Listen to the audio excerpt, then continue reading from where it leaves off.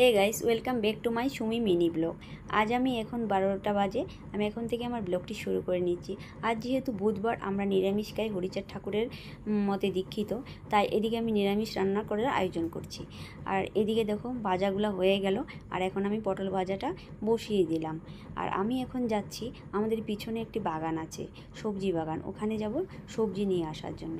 তোমরা দেখো আমি কোথা থেকে নিয়ে আসতেছি সবজিগুলা। আর ওখানে যায় দেখি কি অনেকগুলোই ডাঁটা হয়েছে, তাই আমি ওখান থেকে দুটি ডাঁটা ডালের জন্য নিয়ে আসলাম। আর এই ডাঁটাগুলো না খুবই ভালো লাগে। আর ডাঁটাগুলো কেটে ডালে দিয়ে দিব। আর তোমরাও এখানে দেখো আজকে রান্নাটার কীরকম হচ্ছে। আর ডাঁটাগুলো ভালো করে ধুয়ে তারপর আমি ডালে দিয়ে দিচ্ছি।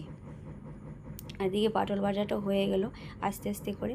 আর যেহেতু এখন দুপুর 1টা বাজতে চললো, তাই আমি খুব তাড়াহুড়ো করছি রান্নাটা শেষ করার জন্য।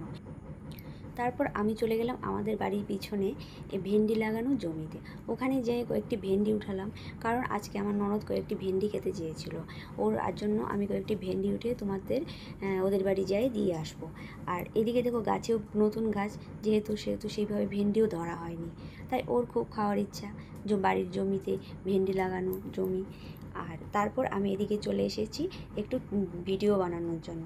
তারপর আমি কয়েকটা রিলস বানিয়ে আমি এখানে আমার ভিডিও ব্লগটা শেষ করছি।